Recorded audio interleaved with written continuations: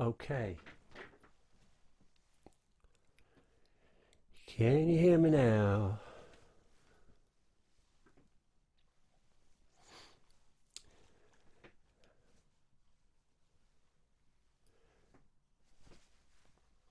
Okay, hello.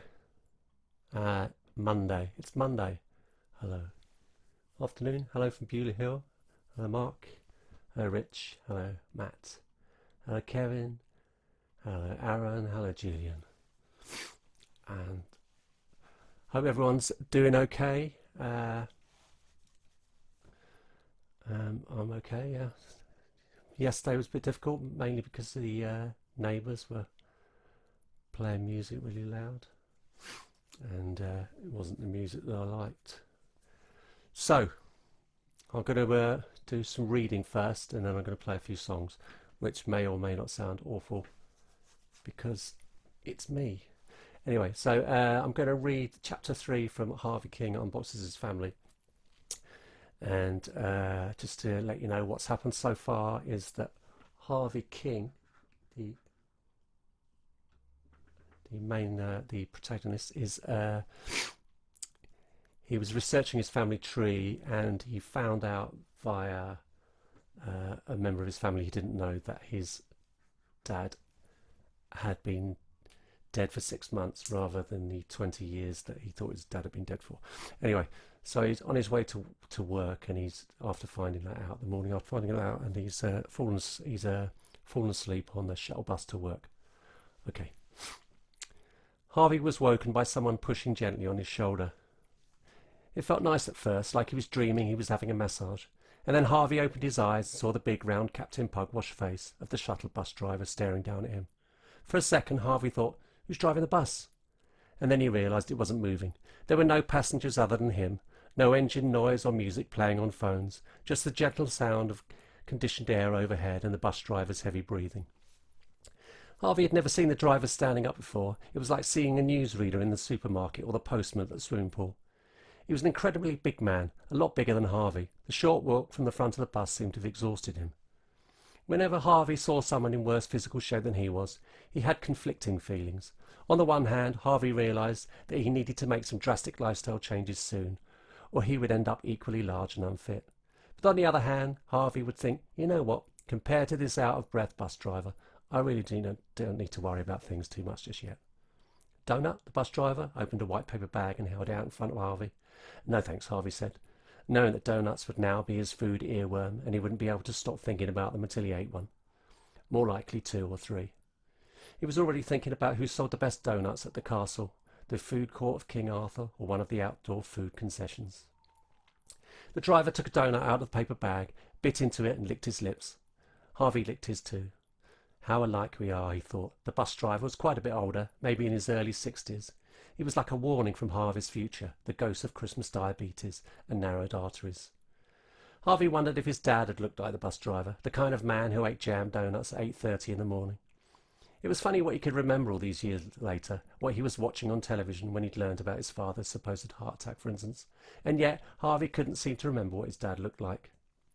Since last night, when his distant cousin, 4,691 miles, he'd googled it, had made him think about his father, his image had instantly started to fade. For years he must have taken his face for granted, not needing to think about it, but knowing it was always there, ready and waiting should that need ever arise. But now that time had come, Harvey's father seemed to be vanishing. He was like a shipwreck, perfectly preserved at the bottom of the sea, until it's hauled up to the surface, where it immediately starts to disintegrate. There was an actress on the television, the bus driver said. She traced her ancestors all the way back to Jesus. Harvey looked at the large man standing next to him. Perhaps the shuttle bus driver was his father. What? Harvey was confused. What actress? The bus driver pointed at Megan's family tree, still stuck to the bus window. Harvey quickly removed it as though it was a picture of the bus driver's wife in a bikini that he'd printed off Facebook. He stuffed it into his coat pocket and started getting up. But the bus driver sat down in the seat next to him, blocking his exit. He looked as out of place sitting in a passenger's seat as he had standing up. Harvey tried not to look at the bus driver's legs. His trousers were so tight that Harvey couldn't imagine, and he was really trying hard not to imagine, him ever being able to take his trousers off. They were so tight that his flesh was bunched up in speed bumps up his thighs. Harvey looked down at his own legs instead. He'd undone the top button of his jeans and opened the fly a little when he first sat down on the bus. If the man next to him had noticed, he didn't say anything. The first rule of Fat Club. Isn't it funny how on television, when they do their family trees, everyone somehow manages to trace their ancestry all the back to royalty, the bus driver said. Or even Jesus. When I did my family tree, it was all bloody carpenters. The driver looked Harvey in the eye and winked. Harvey was clearly supposed to be in on the joke. My name is Carpenter, the bus driver said, and then added, like a West Country 007, Bob Carpenter. Harvey had been on the same shuttle bus hundreds, maybe thousands of times, but he'd never taken the trouble to learn the name of the man driving it. He'd heard people call him driver before. Thank you, driver. See you later, driver. See you tomorrow, driver. Slow down, driver. I need to go to the toilet, driver. But Harvey had never thought driver might be his actual name. Bob held out his hand and Harvey shook it. There was a transfer of doughnut sugar, and he fought the impulse to lick his fingers. The bakery concession near the steam train station, Harvey thought. They sold the best doughnuts. I expect there must be a few kings on your family tree, Bob Carpenter said, gesturing at the name badge on Harvey's work fleece. Harvey looked down at the badge. Harvey King, stock replenishment. He expected his twice-dead father would be turning in both of his graves if he knew what his son's job was. He probably would have considered Harvey a mug for paying tax and national insurance and wearing a dumb uniform every day. His father would have been prouder of Harvey if he took things off the shelf instead. He couldn't actually recall ever seeing his dad steal anything, but he did remember he used to buy and sell things in pubs, cigarettes and stereo equipment, watches and jewellery, perfume and aftershave. No, your dad is Derek Trotter. Another shuttle bus pulled up in the car park and Bob Carpenter said he'd better let Harvey go as they'd been holding him captive. The driver stood up and adjusted the crotch of his trousers. Harvey stood too, quickly zipping up his jeans. Anyone passing might have wondered what depraved sex show they'd just missed. Harvey followed Bob down the aisle of the bus. The driver almost filled the space between the seats and bumped his hips a few times, causing the vehicle to rock slightly from side to side. Harvey managed to avoid doing the same. Compared to Bob, he was still a work in progress. Bob sat down in his driver's seat, the newsreader back behind his desk, the postman back in his uniform. I've just realised, Bob said, Jesus was a carpenter. He sounded like a vicar making a profound point at the end of a sermon. Harvey faked a laugh and said goodbye. He left the bus and joined 3 sets of passengers from the other shuttle buses, heading through the car park towards the castle. He was close enough now to see the many different coats and shades of pink paint on the wall of the building. The paint was dirty and weathered, and the pebble dashing beneath was cracked and peeling. Like with a great painting, you had to step back to fully appreciate the castle's beauty. Up close, it looked like a drop cake. Harvey crossed the drawbridge, which was no more a real drawbridge than the castle was a real castle, or the moat that ran beneath the drawbridge was an actual moat. A short queue of early morning customers had formed at the main entrance to the large store. At the front of the queue, a man was carrying a garden spade. The price label was still stuck to the wooden handle, and there was a line of earth along the spade's sharp edge. In his other hand he held a till receipt. A security guard opened one drawer of the glass doors, and Harvey followed the other staff members into a large foyer area, where it was no longer the Middle Ages. There was a toy spaceship with flashing lights and a smiley-faced helicopter, both of which children could be rocked back and forth on for £1. There were 2 vending machines, one dispensing fizzy drinks and the other crisps and chocolate. And between the vending machines was a set of wheels and cogs inside a glass case that would crush a penny into the approximate shape of a castle. Harvey walked through the foyer and onto the vast shop floor. Apart from the chatter of arriving staff, it was relatively quiet. Very soon, a cacophony of different infomercials would be switched on the 20 or so televisions spread around the store. A pop song would be playing in the CD and DVD department, and a film would be showing on a huge screen. The Bon Tempi organs would be powered up in the music department, and some show-off kid would be playing chopsticks on a piano keyboard. The in-store radio station would begin broadcasting, playing the same collection of recent hit records, interrupted every couple of minutes by intercom staff messages and customer service announcement. Knowing the god-awful racket that was coming, Harvey made the most of the peace and quiet. For now, at least, there were no beeping tills, no barcode scanners, no wannabe rock stars trying out drum kits, or teenagers setting off the talking toys, programming swear words into teddy bears, and opening all the singing birthday cards. As Harvey walked through a swing door at the rear of the store, the first jingle of the day played, sung to the tune of Greensleeves. The castle, the castle. Harvey heard John Chalmers' deep voice joining in as usual from the downstairs warehouse. Stick it up your arsehole. John's rich baritone filled the stairwell, luring Harvey down into the basement like a foul-mouthed siren. Harvey took the goods lift instead of the stairs. He savoured the last moments of peace and quiet while the lift travelled the short distance between floors. In the basement, Harvey King hung his Parker on a hook. John Chalmers gave him a list of products: lipstick and flower pots, bird food and rolls of wallpaper, paint pots and jigsaw puzzles, and he started putting them on shelves. The end. Cacophony is a difficult word. Difficult word of the day. Cacophony.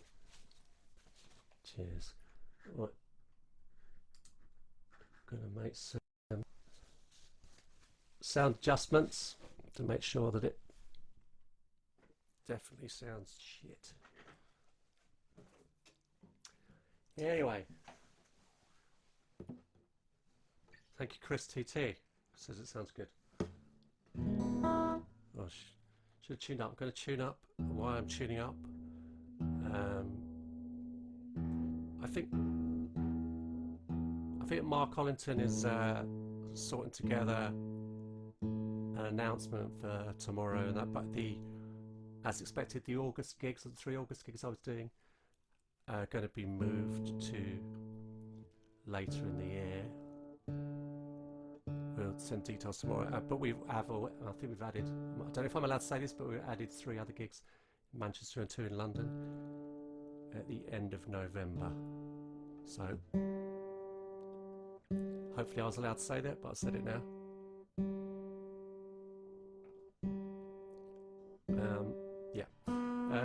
Anyway, details of those tomorrow. You can buy t-shirts. No, you can't do that from the merch store. It's a private joke. Anyway, I'll do some songs that I don't normally play, so take that as my excuse.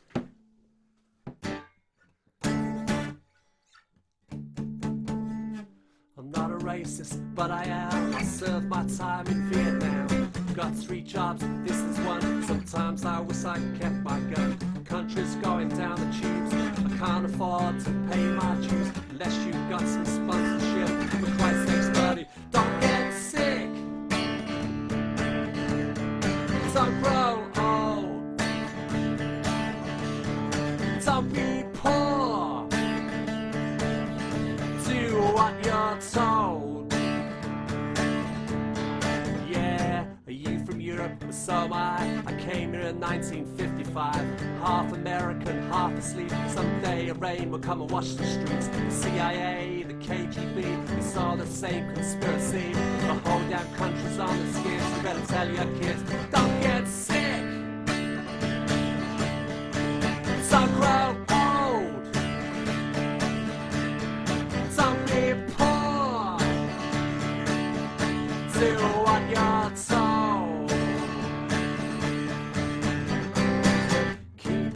The meter running till we reach our destination.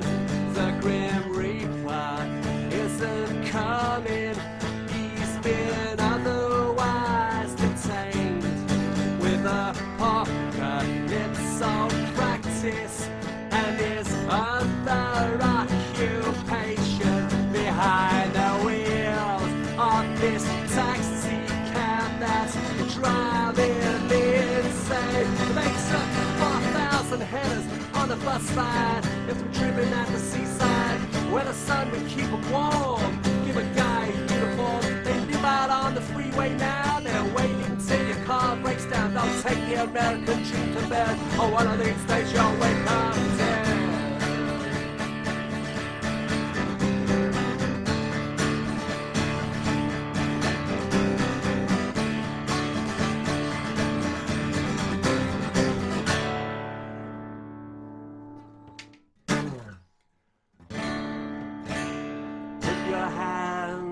On your head, get out the van, Simple Simon says.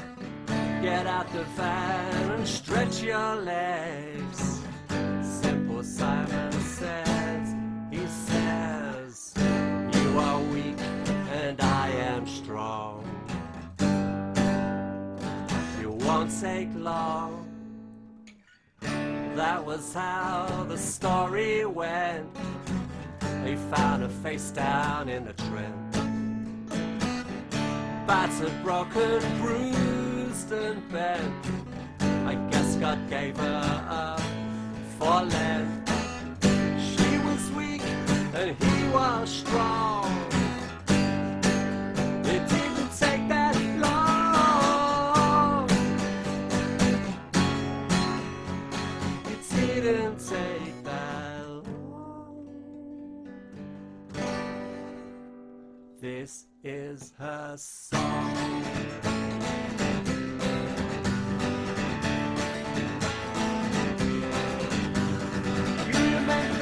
The salt and pepper of the earth, starry-eyed and sweet potatoes, mama's pride and daddy's nose, packed a satchel, brushed the cheek, left her back in his pleasure beach, on a helter-skelter with a stick of rock, and the manners needs her helpless rock. Get off the streets and do it now. You gotta get yourself some fire, power, power, power, power. La la la la la la, la la la la la la, la la la la la la, la la la la la. This is a song. Thank you. Bloody bloody blah. Oh yeah, this one. Okay.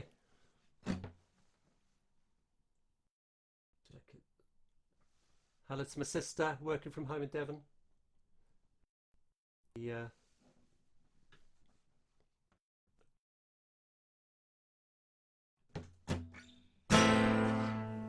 Okay. This is from I'm gonna say it's from the Angel Strike album. Oh, kick us when we're down, boy. We're quite accustomed to the ground, hey boy. And the chewing gum and the cracks. It is a return that one day we'll be back.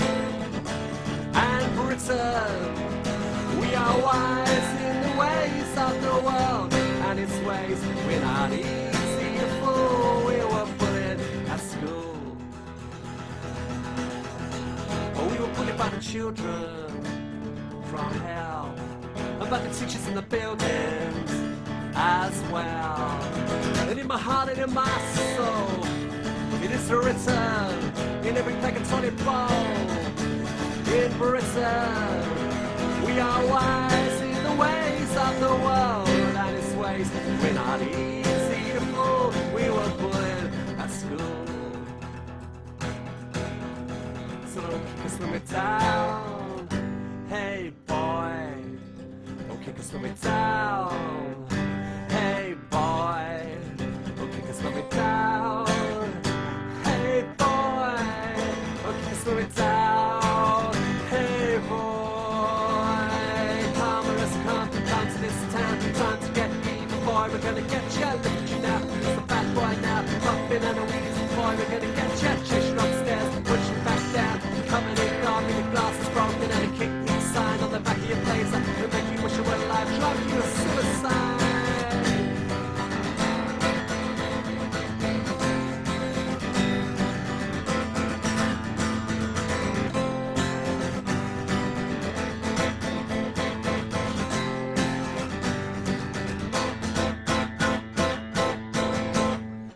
Up to Japper off. Thank you. This is me moving some lyrics around. Oh, I miss the real audience.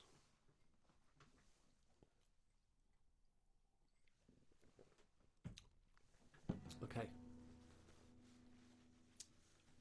What have you been watching on telly? Anybody watching anything good? Lots of things.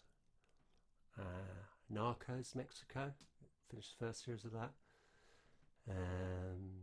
What's that? Breeders with Tim from The Office. That's good. and some films. Peanut Butter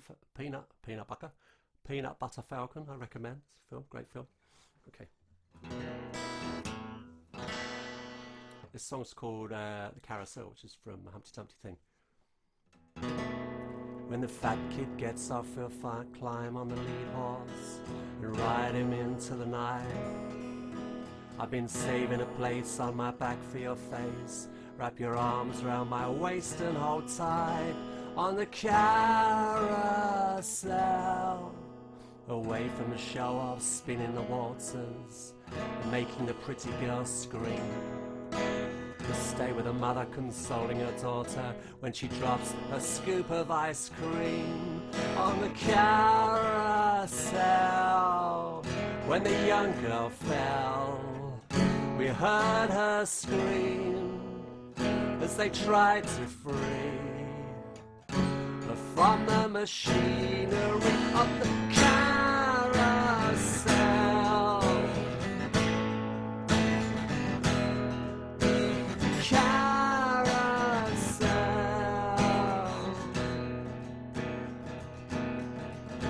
Before the fair opened, the carousel showman would polish the barley twist poles, oiling the gears and cleaning the mirrors and testing the roundabout's controls.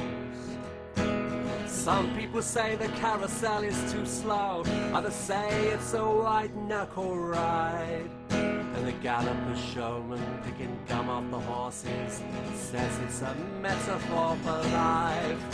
The carousel. When the young girl fell, we heard her scream as they pulled her free from the machinery of the carousel.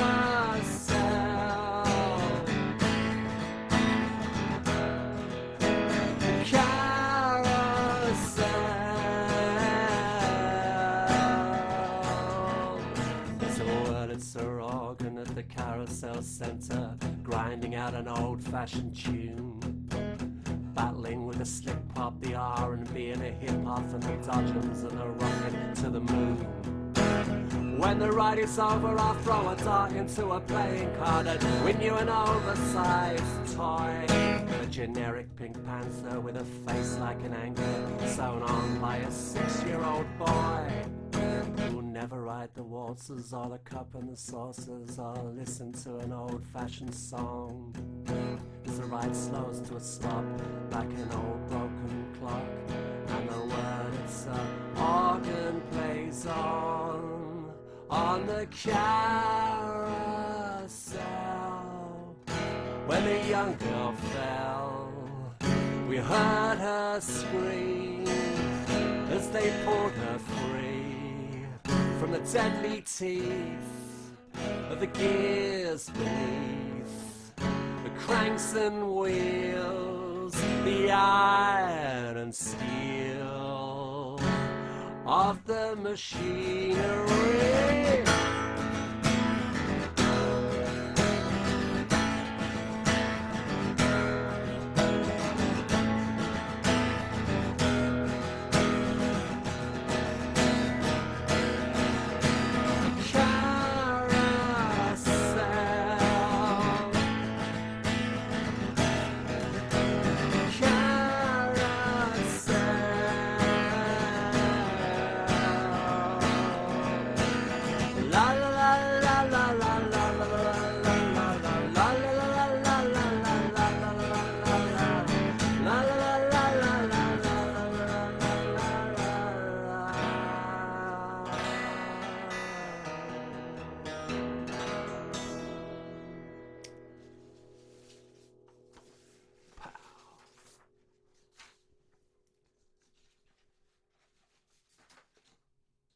Thank you for that rapturous roar of emojis. Okay.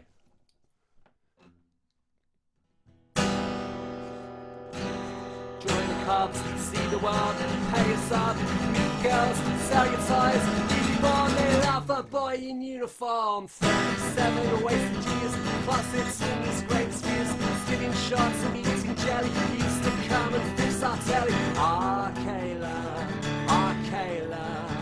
I would do my best, but Kayla, you'll have heart failure. Get your hands out of my vest. The oldest joker in the pack knew how to fold a Union Jack.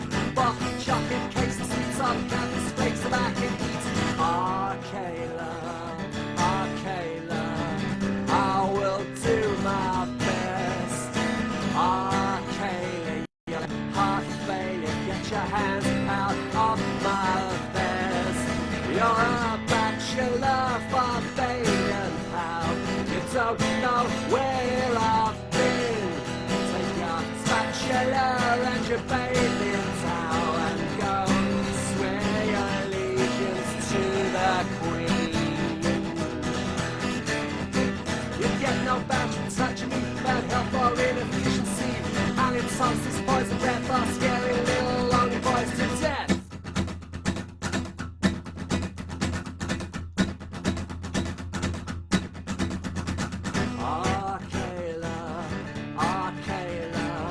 I will do my best. Kayla, you got to get me off your chest.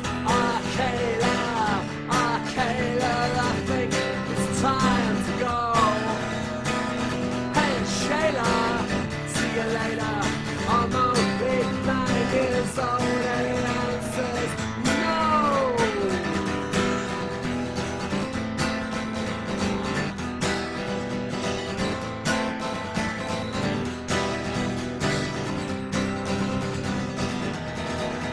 You're a bachelor for Baden Powell. You don't know where I've been. Take a spatula and your bathing towel and go swear your allegiance to the Queen.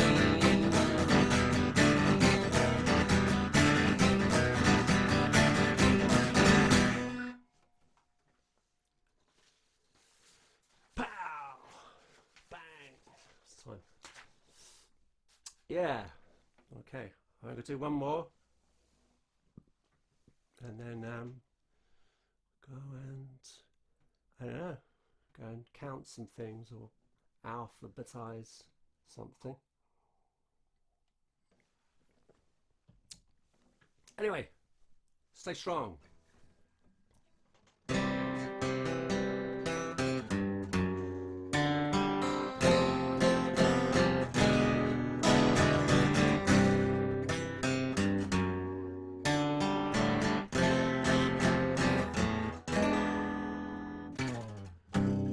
Sky west and crooked, twisted and strange as fuck. Outside the book is window shopping for a change of luck with love in our hearts. We've got it in spades. Sky west and crooked, you could have been the talk of the town, but the whole place stayed speechless. Your upbringing brought you down with love in our hearts. We've got it in spades. If we club together all the diamonds we saved, we could look to our hearts and say we've got it in spades. Sky western crooked, so your whole life's been a catastrophe. But don't kill yourself, stupid. This ain't the Dead Poets Society, and with love in our hearts, we've got it in spades.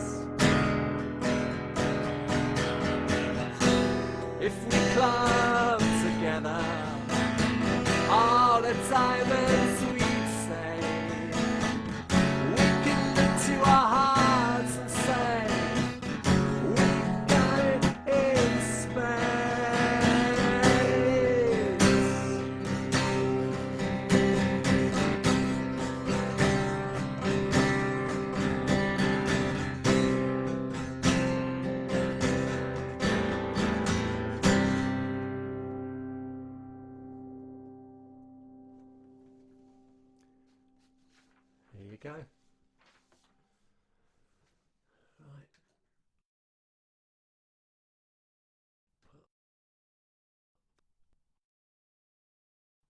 Right, put this there. Thank you for tuning in. Wow, greetings from New Jersey, everyone, from John there. Birthday. Um, so yeah, it's playing guitar. Uh, Brock,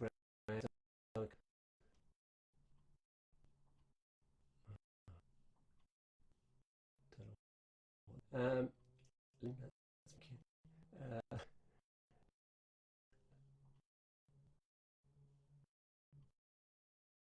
um, Reynolds. This is a live album. Plus, don't know. No, it'd be awful.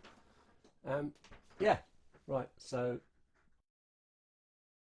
I'll come back to this. I'm not running out of things to read, but I don't want to read too much because it might spoil the book for everyone. Imagining my stupid voice in their head, mispronouncing words such as mispronounce. But so maybe I'll come back, do some more songs, then yeah. So yeah, so watch out for announcements tomorrow from if you're going to those gigs in August. And if it doesn't come, then that's my fault for telling you when I wasn't supposed to tell you. Okay, cheerio. Have a good evening.